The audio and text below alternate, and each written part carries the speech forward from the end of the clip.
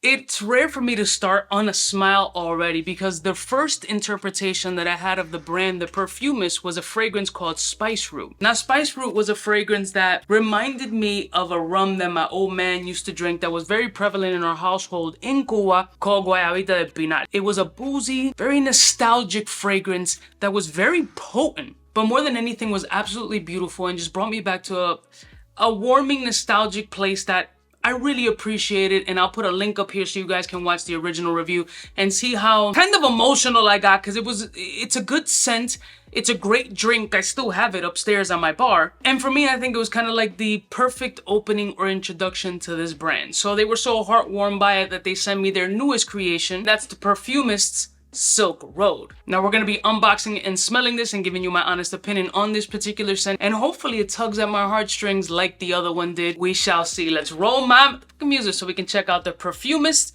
Silk Road and see if this joint is going to make me cry. We're all alone. In case you cared, out of all your friends, I want to be Cuba.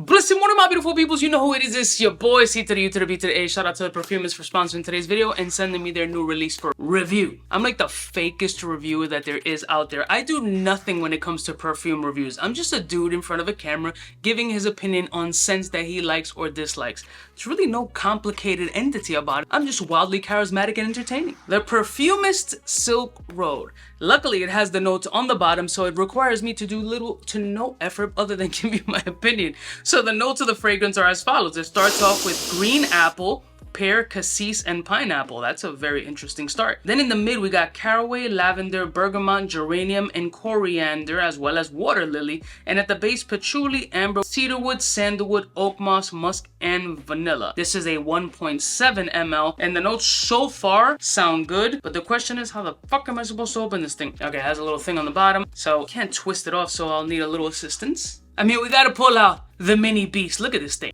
Husk knife. This is, I mean, I'm sick in the head. I like knives, so I will cut myself on this video. It is what it is. There we go. It's crap.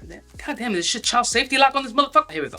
All right, boom. Got a QR code thing for, I don't know what. Oh, I'm getting smells already. What the hell is in here? This perfume was made with the discipline and dedication of 3 centuries in limited batches from the highest quality materials, exclusively and strictly from the house of the Perfumist, with the signature of the brand. AKA, they care about the shit that they're making. Let's put the meat cleaver down and jump into the presentation. Very simple, clean, nothing to have on the front counter and have the wow factor. It's about the scent. Fully clear, there's no little thingies on the bottom like the last Spice Route one, but it's all about the fragrance. Now, one thing I can say about the scent is that there is pineapple like seeping in the packaging, so I can kind of smell a little pineapple action, but we shall see what type of scent profile this, oh, is this magnetic?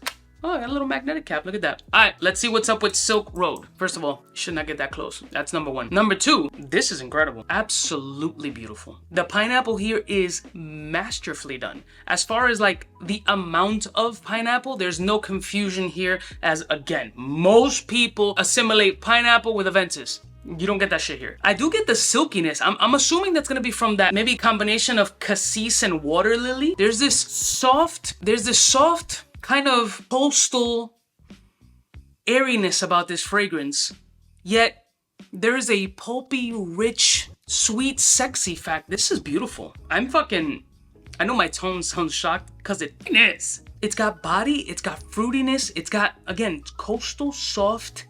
I get the silk aspect of it, almost like this very light cashmere sweater kind of. This is a whole fucking vibe. Like, I feel the mini goosies coming up, but until they're full blown, I mean, you got minis there, bro.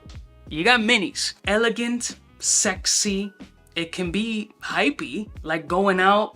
You could party with this shit all day. There's a little bit of a vanillic, woody, dense, slightly dry, almost moist woodiness in the midsection of this fragrance. I'm really like liking the water lily, or what I assume is water lily, and pineapple mix, as it's providing this juicy, green, dewy, sweet, fruity pulpiness, but it's not overly sweet like, let's say, something like a Paco Rabanne or even a Baccarat Rouge, which is like sweet forward. It's there, and it provides a staple point in the fragrance, but it's not the end-all be-all. The wetness, the dewiness, the green vibe, that silky cashmere kind of component that this shit has. Then at that mid and almost base, you got that sandalwood, wet wood, dampish kind of deck smell, but it fucking complements everything incredibly. What I'm not getting off the skin is incredible like beast performance or sillage. I got it off the test strip when I was all nose into it, but it's not like clouding the space right now. Well, granted, it's only 2 sprays on the skin, but I'm not getting a huge bubble. But I've also been smelling a ton of fragrances today, so I could kind of be nose blind to that shit. But what I'm not nose blind to is that this is absolutely fucking beautiful. It's not overdoing it. It's not trying too hard. I think it's blended very nicely to have a nice cohesive style energy throughout this scent profile. And it doesn't necessarily smell like anything that I can think of in my stash. The only comparison that I used was Aventus because pineapple is associated with Aventus across the board all day, every day, but it's not that at all. On this dry down portion, there's also this unusual kind of hybrid of hazelnut and chestnut woodiness. That's how my skin is kind of translating it to my nose. I mean, it's not listed in there, but I'm kind of getting that. But that pineapple keeps sneaking up, making itself known like, yo, nah, I could wear this shit every day. You can wear this to work. You can go out partying. This is a beautiful scent. I'm shocked, clearly. But I shouldn't be, because the spice root one was fucking delicious also. And this is equally, if not slightly better than that last one, as I think this one has a lot more of the mass appeal that the consumer is essentially looking for. I think the scent is gorgeous, but there's gonna be some hurdles for the brand with this particular scent. Now, one of the things that they focused on when it came to this fragrance is, one is making the concentration diesel, which is over 40%. It's not a weak fragrance by any means, but it doesn't have a huge scent cloud for me, at least how it translates off of my skin, which is something that happens with a lot of fragrances off of my skin, and it's gonna have that same issue with you guys. Secondly, the price point of this fragrance for 1.7 is very expensive, and I don't know how they're going to be able to translate that price point over to the audience, even though they indicate that it's 100% sustainable, eco-friendly, no animal testing. They removed any colors and dyes from this joint so you can comfortably wear it on clothes and it's not gonna damage or stain anything. So I'm kind of battling in 2 perspectives, right? I'm here to give you my opinion on a fragrance and let you know if I like it or dislike it and if it's worth it to you. Worth may be depending on your value. I always tell people, act your wage, don't blow the bank on a fragrance. This is high price point, so do with that information as you please. I'm not here to pocket watch you or check your bank account. What I will tell you is, if the fragrance is dope, yes, it's beautiful off the skin. I think it's super masculine. I think it's very sexy. I think it's ultra handsome. I think it has everything that you're looking for in a scent. It still has a little bit of vibrancy. It has freshness. It has versatility. It has signature scent flow. But people are gonna get mad shook with that price point, and I understand. But so far, this shit is a beautiful scent. I think they knocked it out of the park once again. I like it a little bit better than Spice Root. I know this is gonna be like a limited batch release. I guess the first batch is only gonna be like 50 drops and that's it. Because I know the brand indicated that one thing that they don't want to do is oversaturate the market, because then if you oversaturate the market and you claim to have such high quality ingredients, you're not gonna be able to truly produce that shit for a small business and still keep that amazing high quality. I love y'all mother suckers from the heart. Don't forget to like, share, and subscribe. Hey, that sillage bubble just showed up. You know who it is. Biggest in the game. What a dickhead. Smooches.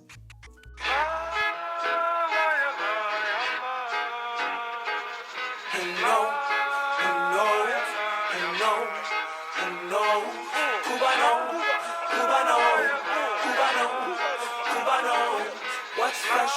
Who's best? One of them's gonna pass the test. For the fly gun holder, money folder, motor roller, start tag when it's time to call back.